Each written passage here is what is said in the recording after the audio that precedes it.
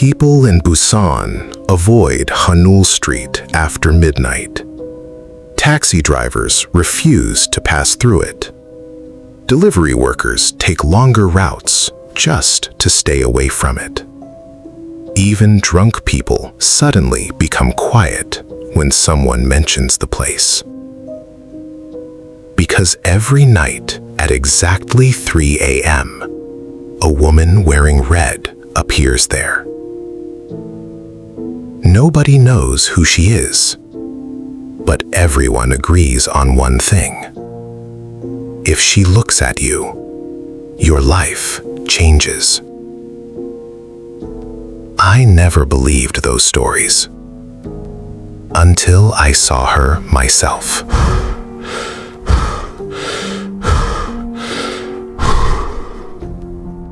My name is Min Jae, and 2 years ago, I worked night deliveries across Busan.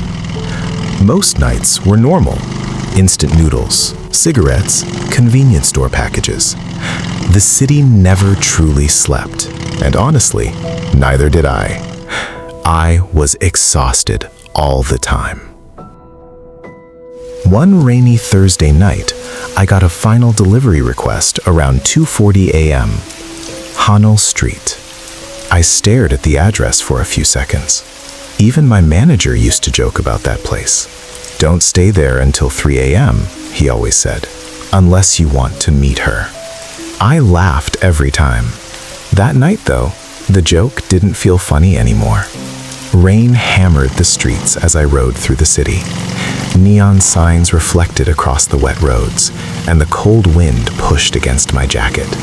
By the time I entered Hanul Street, the entire neighborhood felt strangely empty. No people, no cars, no sound except rain. I checked my phone. 2:58 a.m. My motorcycle suddenly shut off, right in the middle of the road. "Come on," I muttered.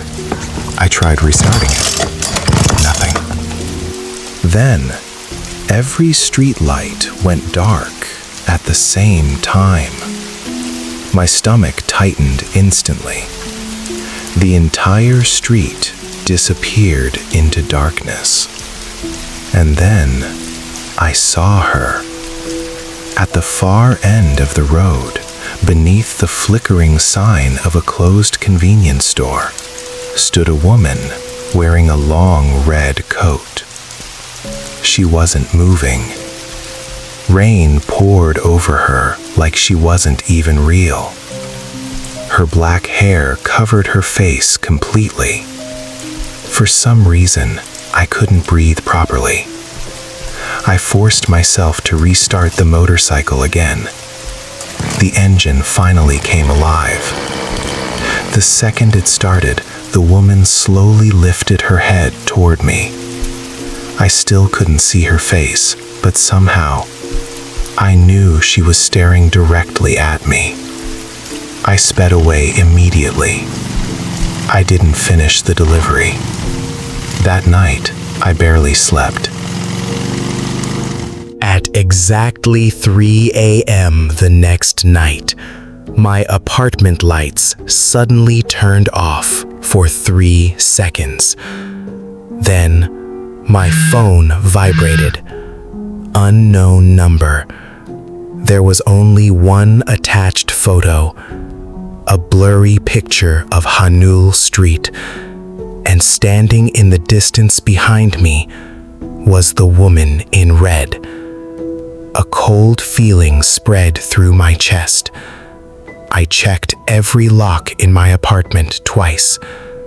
Over the next few days, strange things started happening. Every night at 3 a.m., I heard footsteps outside my apartment door. Slow footsteps. Wet footsteps. One night, I finally forced myself to open the door. Nobody was there, but wet footprints covered the hallway floor, leading nowhere. That same morning, I returned to Hanul Street and entered the old convenience store near the corner. The owner looked nervous the moment I mentioned the woman. "You saw her?" he asked quietly. I nodded. The old man stayed silent for a few seconds before speaking again. "She appears to people carrying guilt." I laughed nervously. "What does that even mean?" "She follows people who abandoned someone." The words hit harder than I expected.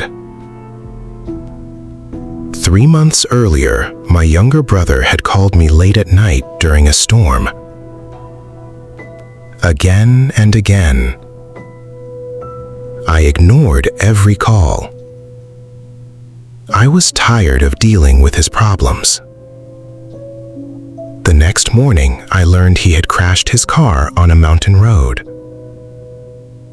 He survived, but barely. Before the accident, he had called me 11 times. For the first time in months, guilt twisted painfully inside my chest. The old store owner stared at me carefully.